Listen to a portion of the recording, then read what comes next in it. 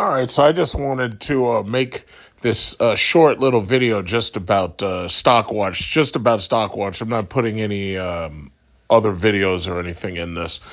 Two of the world's largest credit companies just merged. Two of the world's largest credit card companies. So they're saying Capital One Financial Corporation completed its acquisition of Discover Financial Services. The deal, first announced in February, is valued at $35.5 billion. The acquisition combines two of the world's largest credit card issuers. So it says Capital One's founder CEO said that the deal brings together two innovative mission-driven companies in a press release on Sunday. Through the efforts of thousands of associates across Capital One and Discover, we are well positioned to continue our quest to changing banking for good for millions of customers, he said. The companies first announced the acquisition in February. At that time, Fairbanks said the acquisition was a singular opportunity to bring together two very successful companies with complementary capabilities and franchises to build a payments network that can compete with the largest payments network and payments companies.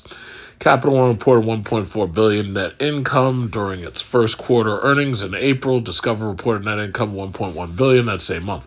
So, long story short, I own Capital One stock, and I also own Discover credit card stock. So, just in case you do too, I just wanted to mention the fact that there is been a merger.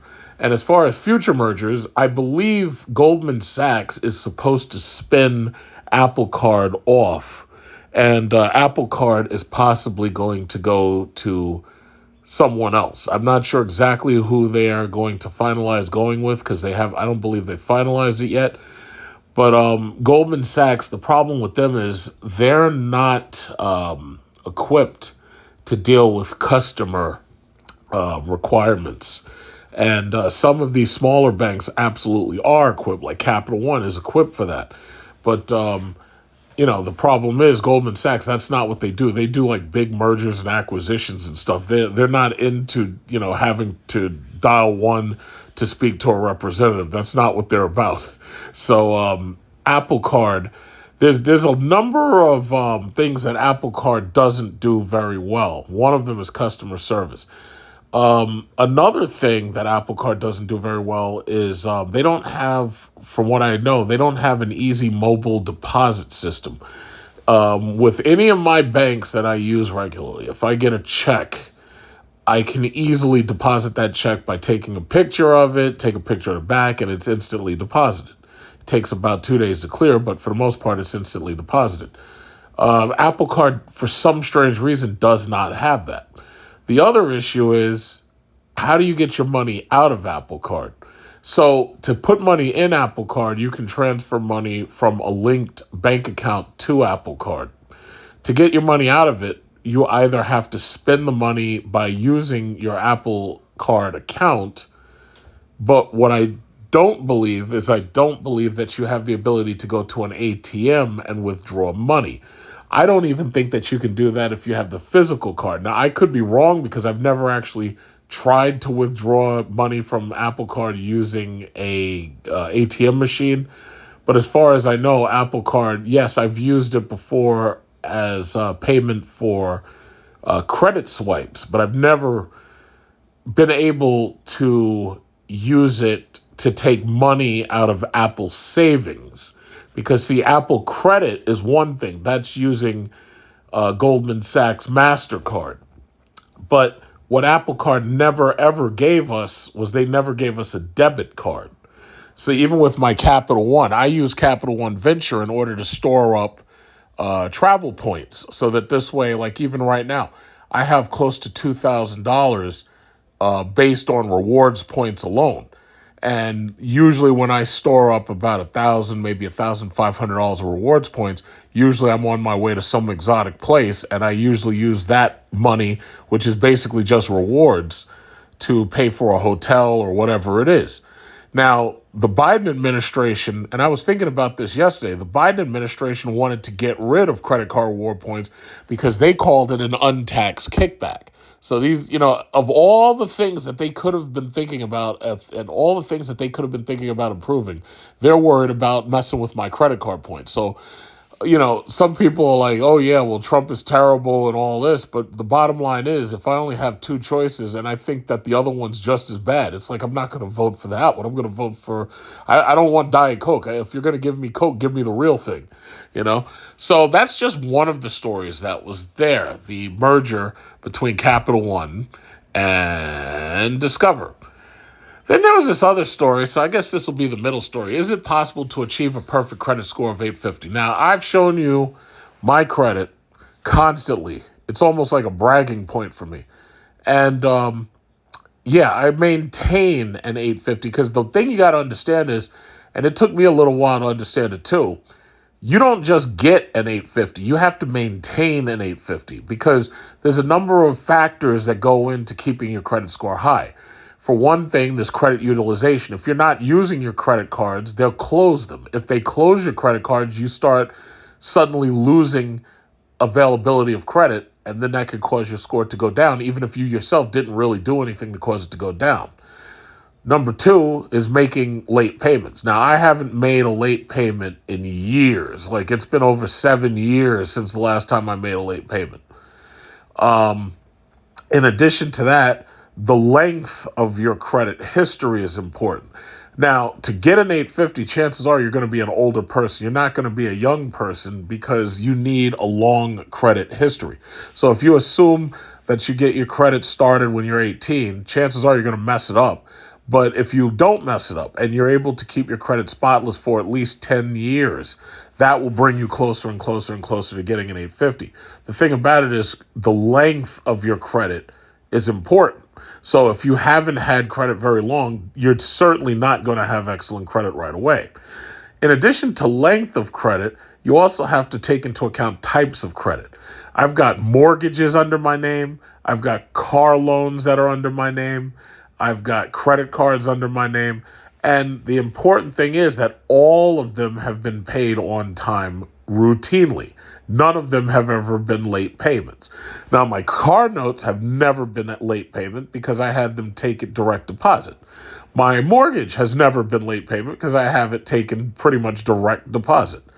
I don't mail checks. So the bottom line is nothing gets paid late. Same thing goes for my credit card. I pay my credit card using my phone, and basically you just enter the amount you want to pay and you just tap send. I pay my balance off every other night.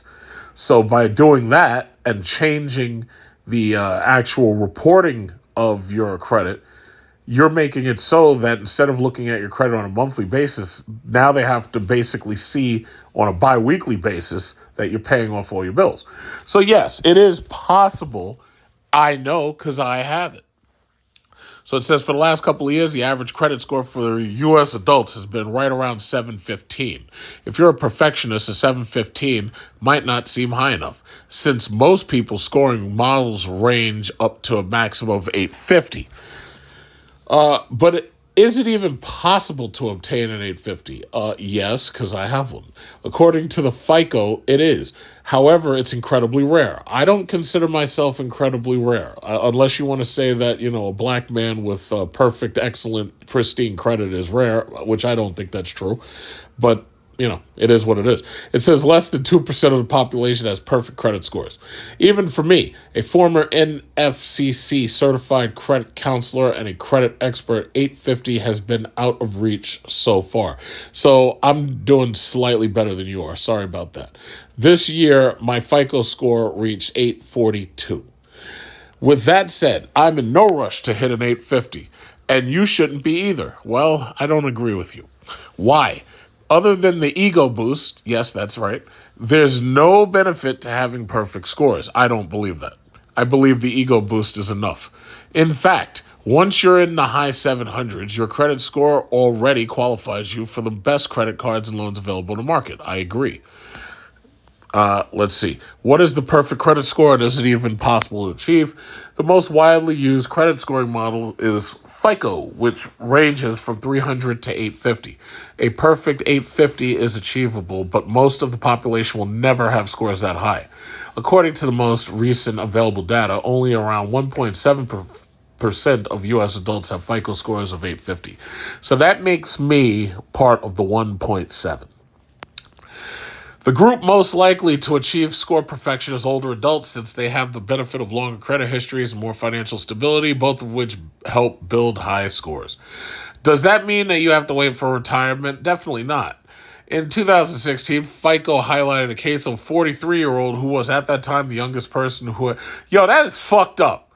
How come this person gets applauded for 43 years old to have excellent credit, but I've had like 850 for like the last like 5 or 6 years? Like that's bullshit, man. It's like, you see, that's the reason why I feel I have to brag about it, because otherwise nobody's going to tell that story. Like, everybody's going to be like, yeah, whatever. Yeah, some 43-year-old did it before you. That's bullshit. I did it before him. And that shit pisses me off, man. So anyway, I suspect many 30-somethings have joined those ranks since then, considering that the average credit score for U.S. adults has risen by almost 20 points since then. As for myself, I'm currently 42 and my scores have been in the 800 range for about 10 years. Of course, I had the advantage of working as a credit counselor in my early 30s, a job that involved reviewing credit reports every day and teaching workshops about credit scores. Yeah, whatever. So anyway, it says, the exceptional score range is about 22.5% of consumers. Poor is about 13.2%. Fair is 15.5%. So most people tend to fall within good and exceptional. How can I get an 850 credit score? Again, there's really no payoff for obtaining 850 credit scores. However, if you insist on aiming for perfection, here are some key ways to improve your chances. According to FICO high achievers, or people with credit scores of 795 or higher, they have these traits in common. First of all, you have no missed debt payments on their credit reports. Yep, that's me. Credit card balances stay under 5% of their credit limits. And that's me. Oldest average debt account is 30 years old. That's the hardest thing to really do. I don't think that my oldest account is 30 years old. That wouldn't make sense, because if that was the case, then I'd be 13 years old when I opened my credit, which is not true. I opened my credit at 18. So you don't have to have a credit history stretching back 30 years. I would say that a credit history of 15 years and if you have a good standing credit history between 10 and 15 years, I think you're fine. I've also picked up a few tricks for accelerating credit score growth over my years of studying credit reports and scores. Depending on your situation, you may be able to replicate some or all of them. Became an authorized, fuck that. To kickstart my credit profile, I asked a family member to add me to her older. Okay, this is number one. I do not believe in you adding your credit score to anybody else. I do not believe in authorized usership. I myself would not authorize anybody on my credit at all, not even my kids, not my wife, not my kids. Credit, in my opinion, is close to like being DNA. As far as I'm concerned, it's a score of the person, it's a score of the individual, and it's a score of the individual's credit behavior. I don't believe in adding anybody else to your credit at all. It says, 2, got your own card. After gaining about 80 points in a year, I applied for my own credit card. Now, gaining your own scores and getting your own card, that's 100% necessary. One time I took a female friend out and she wanted to buy a car. She went to Nissan. And she was looking at one of those shitty Nissan Sentras, I believe, right? Because she couldn't afford the Ultima. The Ultima was too expensive. So she's looking at the Sentra, and then they did a credit report on her, but she had never had credit before. Up until that point, her significant other was taking care of pretty much all the financial stuff. She never had credit. And she literally had a credit report come back, and the scoring mechanism gave her a 0. And I know some people don't believe that there is a 0, but you have to remember there are different FICO scoring systems. There are different credit card scoring systems. But the one that she had that came back at the dealer, her auto-adjusted credit score was a 0. Because she had no history. Now, this was years ago, and it may have changed. The credit adjustment for car buying may have changed. But the bottom line is she had a 0. And the other part of the story is I told her that what she should do is get a credit card and start using it, but she didn't believe in credit cards, so she never got one. So she was saving up cash money, trying to save up cash money, and eventually she was able to purchase a used Honda from one of my other female friends. And my thing is, I'm like, you could have just and this took years, by the way. This wasn't something where she saved up that money overnight.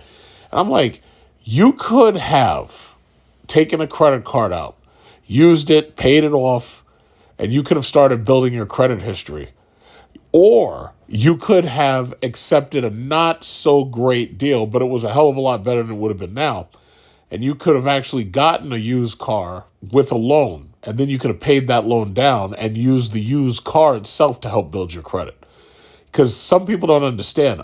If you take out a loan for a used car or you take out a loan for a new car, either one will help build your credit. Conversely, either one can damage your credit if you don't pay the bills on time. But she did neither, so she ended up walking back and forth to work, and I think, she had kids, and they had to do the same thing, take the public transportation. But she just didn't want to get a credit card, so I was like, okay, do your thing. So anyway, the next thing they say is annual limit increases. I make sure to request limit increases on my credit cards at least once a year. I do this directly through my creditor's app to avoid a hard inquiry that would lower my score. Now, I know some people who regularly get credit increases to their limit. I know people who have limits far higher than I do. I know people who have $100,000 credit limits. Now, there's nothing wrong with that, but it doesn't necessarily boost your score. You can have a very high limit, and one or two late payments can bring your score down. You could also have very, very high limits, and one of those cards could get closed. And if one of those cards get closed, that could hurt your score too. So just because you have a very high credit limit over multiple cards and you have access to a lot of credit, that doesn't necessarily bring your score up. I would say that the healthy amount of credit to have access to might be between $30,000 and possibly $50,000. $50,000 is a nice round number. I really don't believe that anybody really needs $100,000 worth of credit card because that's too much temptation.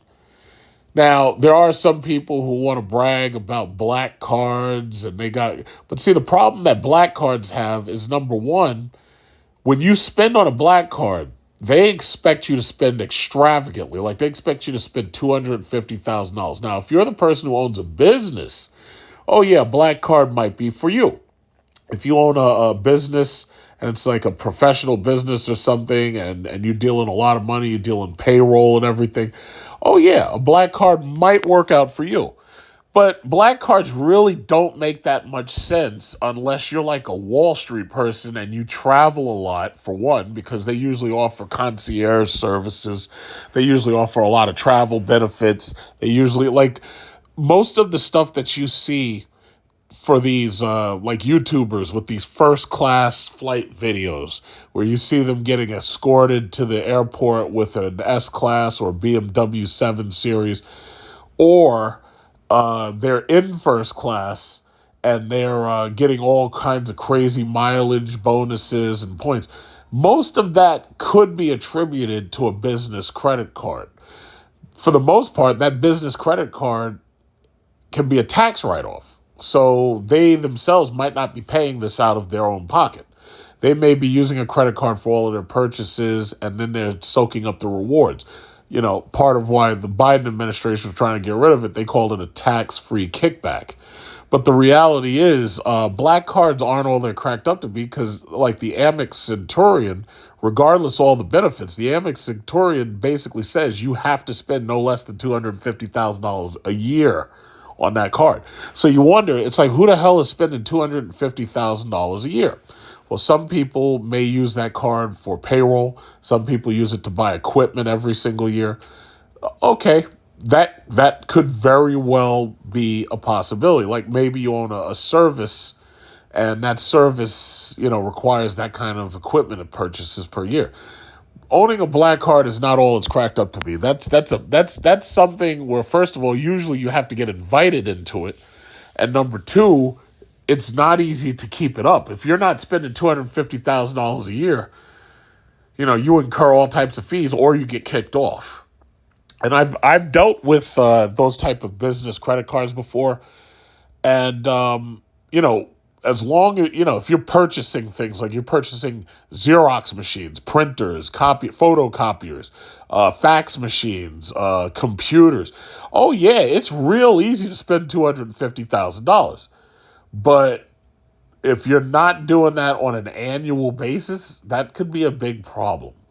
Now, there are some businesses that do this on an annual basis, but if you're not able to keep it up, that black card, you're going to find yourself losing it, or you're going to find yourself being forced to pay a large amount of money just to keep it every year. Some of these black cards like $600, some of them are $1,000. Now, the Amex Centurion, they demand you spend like $250,000 a year. But some of these cards, they'll oh yeah, you want to show off you have a black card, which I haven't even used the physical cards because I usually do everything through my iPhone. I usually use my Apple Watch or the phone. The physical cards are just there if you need to swipe. But the problem is now you're dealing with something that's so expensive that you don't even want to take it out of the safe. You want to keep it in the safe and make sure nobody gets a hand on it. But everybody's got their own thing, and most businesses have their own strategies. So it's like you do whatever you want to do. Okay, so then they say make bi-weekly payments. Now, I pay every single night. I don't do it bi-weekly. I don't do it monthly or anything. I do it every single night. So as soon as I see a balance on my credit cards, I pay it off. By doing that, I never run a revolving balance. And by never running a revolving balance, the bank looks at me and they're like, oh, well, he has lots of credit, but he doesn't use it. Or he has lots of credit, he uses it, but he pays it right back. So he doesn't actually need the money. He just uses the credit card as a tool. That's how you're supposed to do it.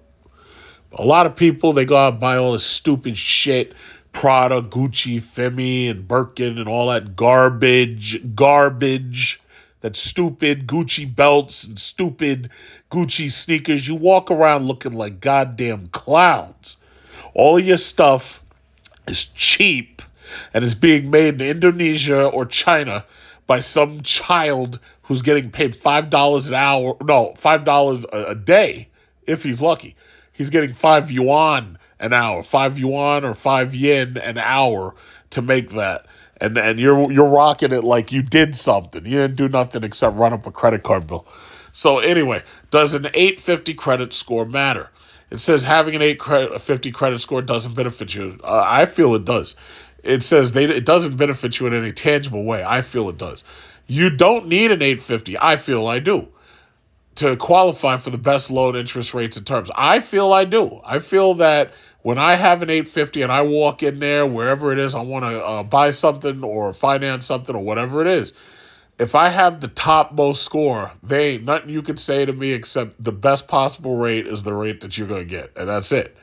If you have anything less than pristine credit, they can start screwing with you. They can say, oh, well, we can only offer you this B tier or this C tier. Because when you have poor credit or you have weak credit, you get screwed. Yeah, they'll sell you things, but they give you the worst interest rates. Like you see these videos of people who got like $1,700 a month payments on BMWs and just stupid numbers.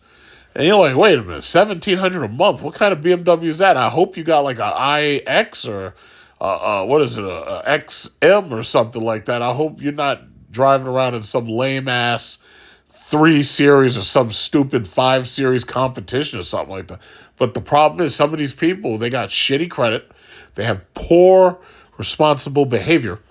So they sign up for these ridiculous loans. And, that drives their credit down the moment they can't pay. And that's the reason why they have bad credit in the first place. And, and I'd like to also say this. The credit card companies and the insurance companies are the only companies that I actually trust right now to do their fiduciary responsibilities.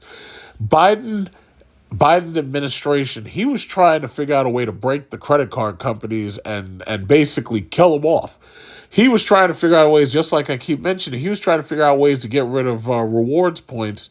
So basically, what you're saying is that because I do what I'm supposed to do and I borrow money and I pay it back on time, what you're saying is that because I'm being responsible, I'm going to get punished by losing something that's being subsidized by all of these people who are being irresponsible and not paying on time. That's what you're basically saying. So let's just understand, when you're dealing with a constituency that's composed of women of a certain nature who don't pay their bills on time, who buy stupid shit like wigs and Gucci and Prada and Femi, and they don't pay the shit back on time, or they buy Birkin bags and they can't afford to pay it back on time. So what you're saying is that you want to get rid of the credit scoring system to make them feel better about themselves now that when they walk in to try to buy a house or they try to buy a BMW or they try to buy a Mercedes, they can't because they say, oh, well, your credit ain't shit. So what we could do, we could sell you the car, but we're going to give you the worst interest rate we could possibly give you. You're going to have like a 9.7 interest rate, and it's going to make these payments 2 or 3 times what Big Truck is over there paying. He's paying a 3% or a 1% on something, but you're not getting that deal because, and I've seen this before. I've gotten back when interest rates were higher, and I'm not talking about now, I'm talking about like back in like 2012, 2013. I had gotten low interest rates, but I knew people, adults older than me, who had shit credit, and they'd go out and get a car that was lame compared to what I was driving, and they had higher interest rates. And the thing about it is, whenever I try to tell these people, I'd be like, hey, you know what? Maybe you shouldn't not use direct deposit. Maybe you should get direct deposit so your check goes right in the bank and your bills get paid. Oh, no, not this person. Oh, no, I want my check in my hand. Okay, stupid. That's the reason why your bills are late. Stupid. That's the reason why every time you got to wait in line to be at the bank to pay your bills, I'm sitting at home chilling because I don't have to go to the bank because my bills get paid immediately because I got direct deposit. When COVID rolled around, I was so happy to see all of those idiots who rejected direct deposit. I was so happy to see COVID because now they were forced to get direct deposit. See, with some people, you have to use force. You can't talk to them. You can't reason with them. You can't use logic.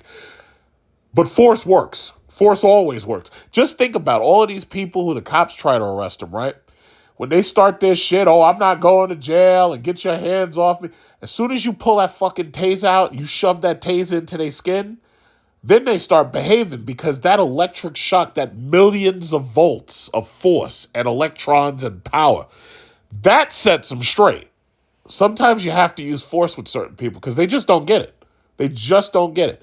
You know, the cops have to serve arrest. That's when you see right there the difference between using force and not using force. Because most of these people, for some strange reason, they feel that it's not necessary. The cop tells you, okay, put your hands behind your back, you're under arrest, blah, blah, blah. In the good old days, the 80s, the 90s, people would just turn around, put their hands behind their back. Now, everybody's either trying to run, trying to fight, or trying to get loud and shit. It's like, no. You cops got tasers and you got bullets. Both of them work effectively well. So one way or another, you're going. If I say you're under arrest, you're under arrest. Period. There's no argument. You're going. Now, whether you get there dead or alive is up to you. But if you comply, for the most part, there's no need for all that extra bullshit. If you're going, you're going. That's it. Just do it. But some people, you got to use force. I'm sorry. You just have to. You just really, really have to. Sometimes you just got to do it. So anyway, where was I? It says, for example, let's say you want to qualify for a mortgage. You can qualify for a federal housing administration. First of all, and I was having this conversation earlier, these politicians are lying. They can promise you all types of stuff. They can promise you affordable housing. They can promise you government program. Like Kamala tried to do that in the 11th hour. She tried, we're going to give you loans, or we're going to give you grants. You try to do that in the 11th hour, to which the easiest question is, number one, where are you going to get the money? And number two, where are you going to get the inventory? right now, home loans are dead. Home loans are absolutely dead right now. Real estate right now is on life support. There are a couple of major problems. Number one, you've got a large number of people who've refinanced themselves into a corner. I'm one of them. Once you get into a 3% mortgage, a 3% fixed, or you go below that, you get a lower, like 2.5% fixed mortgage on a 30-year or 20-year or 10 or 15, you're not going anywhere. And the reason you're not going anywhere is because number one, there's barely any inventory because a lot of people aren't selling. And number two, if you go into a new house, not only are you going to pay a much higher price on the house than it was back before COVID, but on top of that, you're going to pay a higher interest rate. And it'll make a house that should have cost you less than $24,000 a year. It's going to make that place is going to cost you $30,000 to $35,000 a year.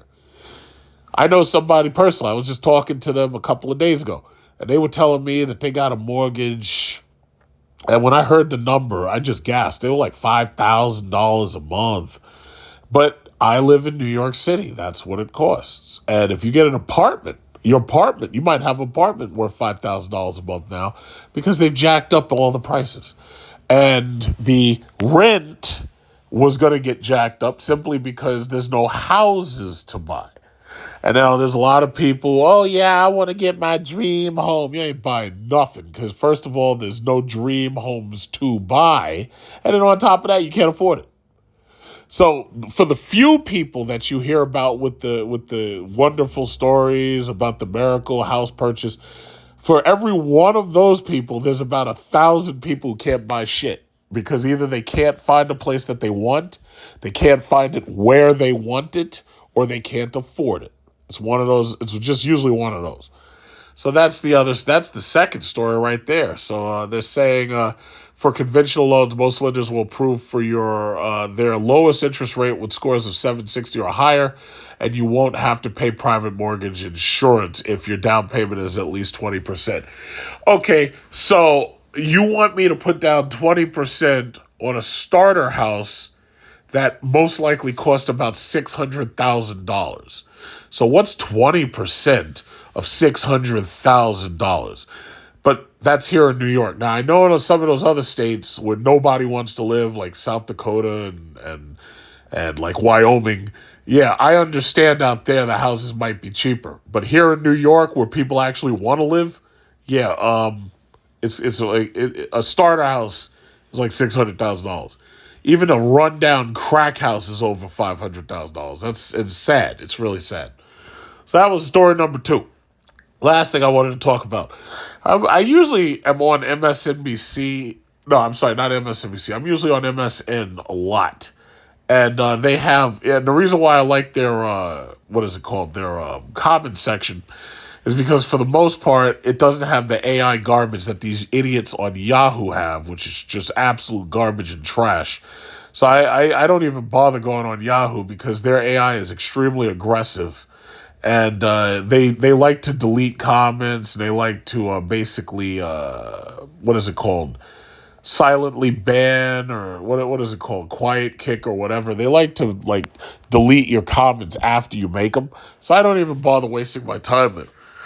They were talking about Warren Buffett and his portfolio. So as you know, on May 3rd, Warren Buffett announced that he was going to step down from Berkshire Hathaway holding company at the end of 2025. He has been in the job since 1965, and his incredible stock picking ability contributed to his stupendous compound annual return of 19.9% for investors.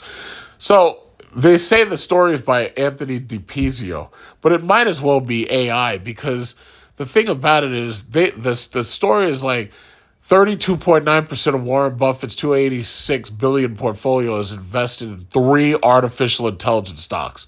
And then they go on to list the stocks, and it says Amazon, and then it says Coca-Cola, and then it says Apple.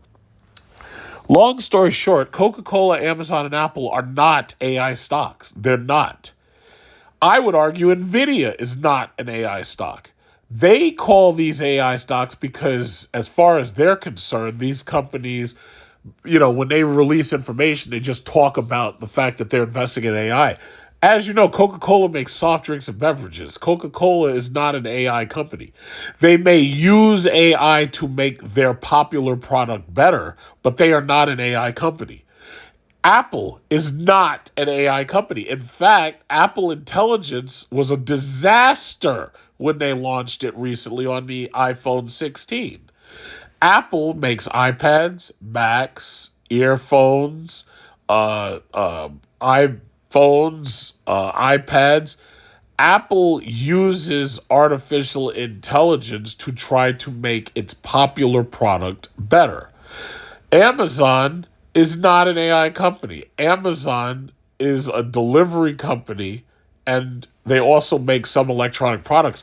But for the most part, all they're doing with AI is trying to use AI to make their product better. These AI articles, it's almost like you just hit one or two buttons and a whole article is just generated, whether it makes sense or not. And I read these articles and I'm just like shocked. And I'm like, who's writing this stuff? And I just can't figure it out. Like the guy's name is on it, but it's almost as if he went into Chat GPT and says, yeah, write me an article about stock investing based on what Warren Buffett has in his portfolio. And the information that I see is like, as far as I'm concerned, it's misleading. Now, the merits of the information, you have no idea where these stocks are going to be years from now. The best bet is to go for popular stocks that pay a dividend. So this way, for the most part, you can be pretty sure that as long as they keep paying that dividend, that the company is in the right direction for the most part. Because dividends are taken from profits and shared out to the shareholders. But when they write these things, it's like all of it's clickbait. Like, for instance, they say, oh yeah, if you'd invested in Nvidia, $1,000 into Nvidia in 2009, right now you'd have $351,000. If you'd invested $1,000 into Apple in 2008, right now you'd have $40,000. Oh yeah. Now you're taking me back to a year of absolute market uncertainty, because that's during the bailout era, the 2008, 2009. Nobody was investing like that in these stocks. And this was like right after iPhone came out. So while, yeah, you might have put that money into Apple, chances are you wouldn't have done it with Nvidia, because Nvidia didn't really get hot until, the late, like, let's say 2013, 14, 15. Nvidia didn't get hot until much later.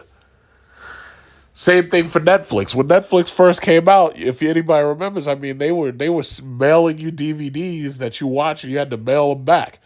It's like nobody would have really ever thought that that was a sustainable model, for one, because that's when we went to digital downloads. But Netflix, what they did was they got rid of the DVD thing and then they went straight to digital downloads, and that made them big. That made them huge. So, yeah, Netflix is up there, but nobody would have thought of that. And I mean, granted, yeah, that's a huge up. But you know what? We've had other stocks that have done similar performance. Like if you think about Zoom during COVID, Zoom went up thousands of percent from being low and nothing. It went up almost overnight. And then there's also Peloton. A lot of people invested in Peloton. If you'd invested $10,000 in Peloton back during COVID, right now you'd only have like $500 because it went down that much. They have a saying, buy the rumor, sell the fact. Well, I buy the rumor and I try to hold as much as possible. I don't sell the fact immediately. And maybe that's to my own detriment, but as long as I'm getting dividends, I don't really care. Because as long as my money is sitting there, it's making money for the most part. But a lot of these people, especially with these clickbait articles, they're buying the fact.